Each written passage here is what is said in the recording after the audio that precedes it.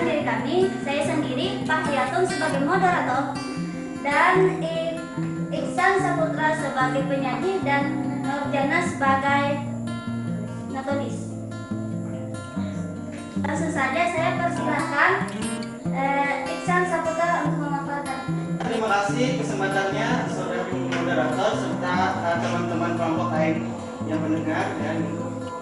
Dan di sini saya ingin menjelaskan atau memaparkan tentang sistem saluran pencernaan. Jadi sebelumnya setiap makhluk hidup itu pasti memerlukan makan, karena makanan merupakan sumber energi pada makhluk hidup. Makhluk hidup memerlukan energi untuk melakukan aktivitas seperti belajar, jalan, berbicara, tidur, dan kegiatan lainnya. Next. Saluran pencernaan adalah sistem pencernaan berurusan dengan penerimaan makanan dan mempersiapkannya untuk diasimilasi oleh tubuh dari mulut, paring, kerongkongan, lambung, usus halus, dan usus besar. Sistem pencernaan setiap makhluk hidup itu berbeda-beda karena itu ditentukan dan disesuaikan dengan kondisi dan metabolisme masing-masing hewan tersebut. Pada manusia, saluran pencernaan dimulai dari rongga mulut, paring, esofagus, lambung, usus halus, dan usus besar.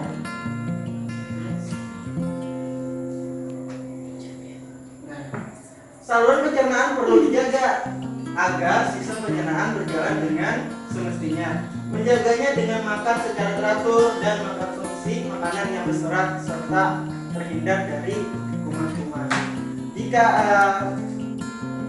teman-teman kalau tidak menjaga makanan, takutnya di makanan itu ada sudah ada kumannya, nanti dalam perut itu mengalami gangguan. Ini salah satu contohnya dalam perut, misalnya ada cacing, ada apa gitu. Ya, next. Mulut tidak asing lagi kalau kita ngomong soal mulut.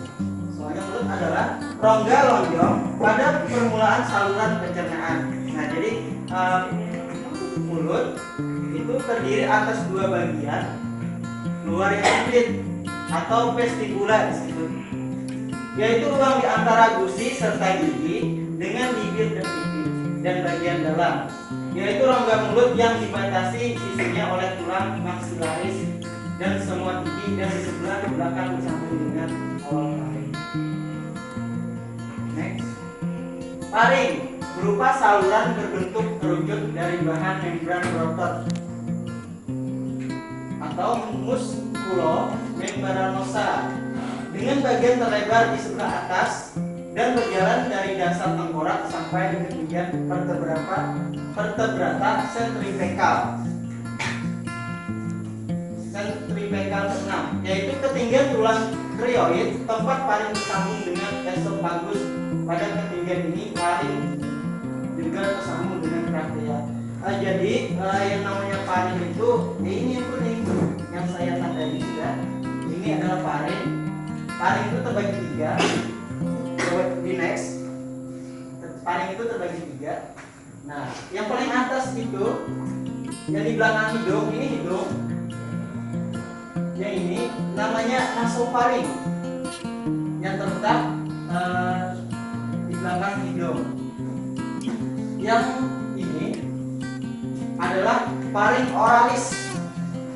Paring oralis. Sedangkan yang paling bawah itu adalah paring laringeal. Kenapa dikatakan laringeal? Karena dekat dengan laring.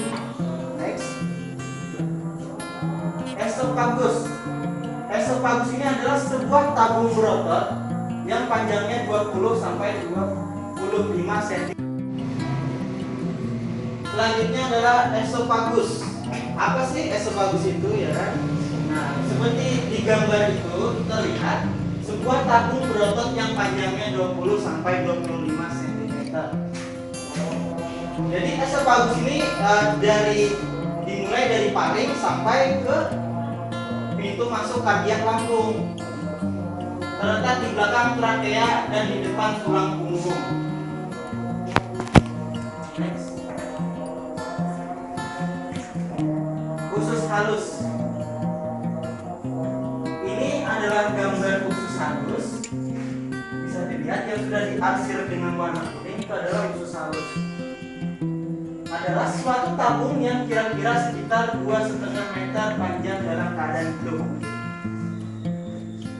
Usus halus terletak di daerah umbiculus dan dikelilingi usus besar dibagi dalam beberapa bagian. Nah, jadi usus halus ini terletak di antara kelilingan usus besar. Ini bisa dilihat ada usus besar yang mengelilingi usus. Terbagi tiga. Yang pertama bagian duodenum. Jadi ini adalah bagian pertama yang panjangnya itu 25 cm, berbentuk sepatu kuda dan kepalanya mengelilingi kepala pankreas. Bagian selanjutnya adalah duodenum menempa, 2/5 sebelah atas dari usus halus yang selebihnya. Selanjutnya adalah ileum menempati 3/5 akhir. Jadi di akhir ya. Di dalam ileum terdapat kelompok-kelompok nodula. Selanjutnya adalah usus besar. Biasanya usus besar ini bisa juga disebut dengan kolon. Jadi panjangnya itu kira-kira sampai 1,5 meter. Sambungan dari usus halus dan mulai di kantung ileokolik atau ileosekal, yaitu tempat sisa makanan lewat. Nah, jadi usus halus tadi fungsinya adalah meremukan daripada makanan-makanan tadi, sedangkan usus besar ini adalah tempat sisa makanan tadi yang sudah diremukan, sisa-sisanya diambil nutrisi itu ditempatkan ke usus besar. Ya, next. Selanjutnya proses sistem pencernaan pada manusia dari mulut sampai menjadi testis.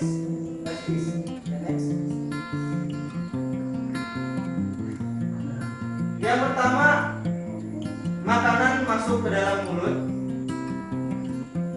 Jadi makanan tersebut itu akan dikunyah oleh gigi dan dibantu dengan silipa atau air ludah.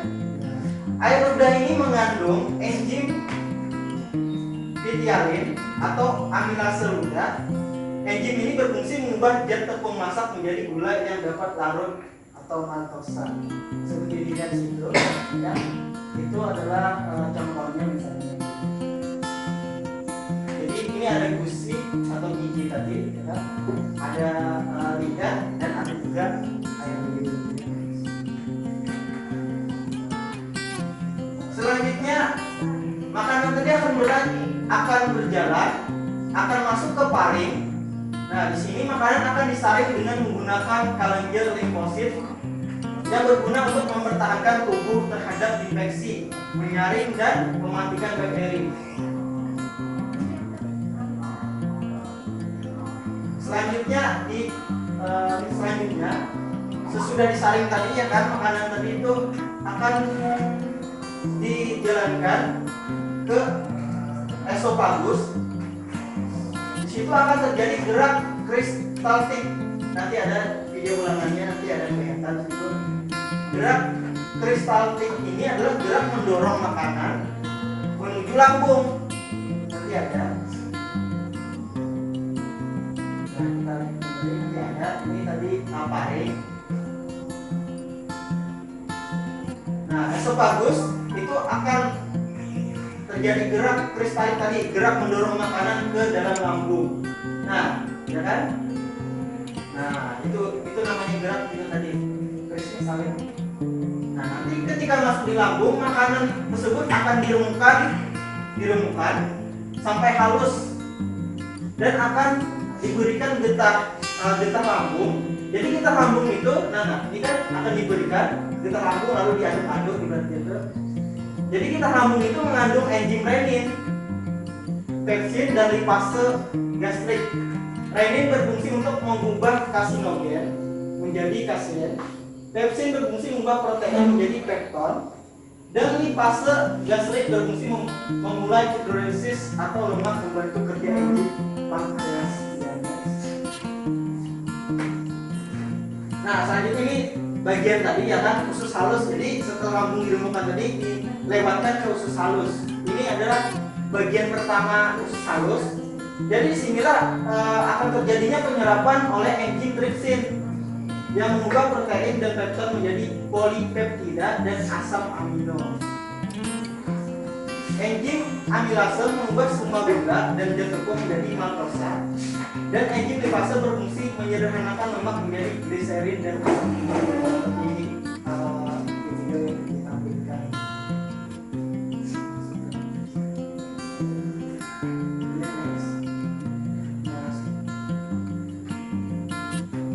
Nah, kemudian makanan tersebut akan masuk ke usus halus tadi sudah. Di sini akan terjadi, ini bagian yang terakhir tadi, duodenum yang pertama, ini yang terakhir. Di sini akan terjadi penyerapan sari-sari makanan, akan diserap proses penyerapan ini dibantu oleh beberapa enzim tadi, yaitu N-trikonase, kinase berfungsi membebaskan tripsin dalam cairan pankreas. Enzim Epson berfungsi menyederhanakan semua zat protein menjadi asam amino, dan enzim sukrosa, maltosa, dan laktosa berfungsi menyederhanakan semua zat hidrat karbon menjadi monosakarida, glukosa, galaktosa, dan laktose. Dan kemudian sisa hasil pencernaan akan disimpan sementara di nektum sebelum dibuang dalam animosintesa.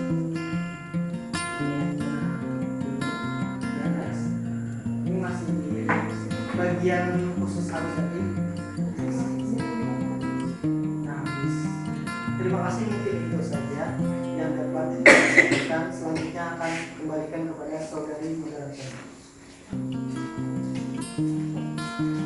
Terima kasih Saudara Iksan. Saya buka sesi tanya jawab. Siapa yang ingin bertanya? Tidak. Siapa yang ingin bertanya? Ya, silakan. Terima kasih kepada saudari moderator. Saya ingin bertanya. Perkenalkan dulu. Saya Madaka Dewia dari kelompok Osmo Liberation. Yang ingin saya tanyakan, apakah fungsi empedu pada manusia? Ya, terima kasih. Siapa yang ingin bertanya lagi? Silakan. Ya, perkenalkan, nama saya Cynthia Mayasari. Saya dari kelompok termoregulasi. Yang ingin saya tanyakan adalah apa saja fungsi utama dari usus besar pada manusia? Ya, terima kasih. Ada lagi yang ingin bertanya? Silakan.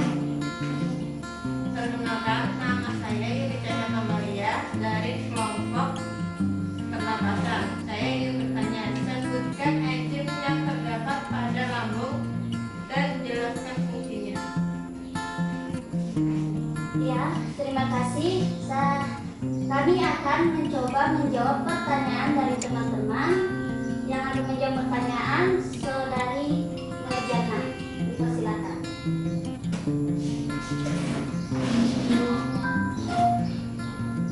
Terima kasih kepada teman-teman yang sudah bertanya. Saya akan menjawab pertanyaan dari Maria Adela. Pertanyaan itu, apakah fungsi empedu pada manusia?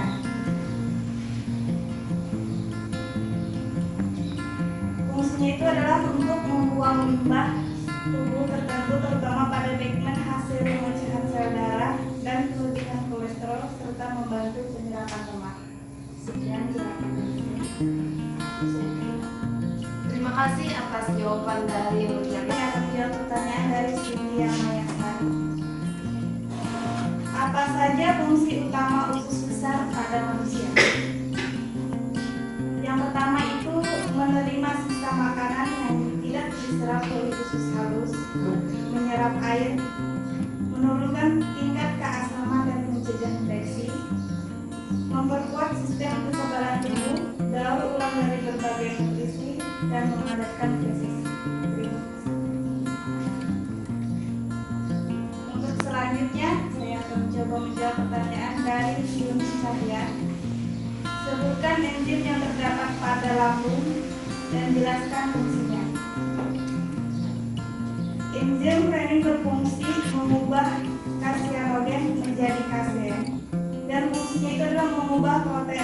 dari Prosa, Rektor, dan Politeknika.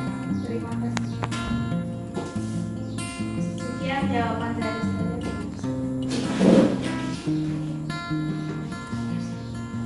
Terima kasih Saudari Nurjana. Apakah masih ada yang ingin bertanya? Jika tidak ada, saya akhiri. Sekian dan terima kasih. Assalamualaikum warahmatullahi wabarakatuh. Waalaikumsalam warahmatullahi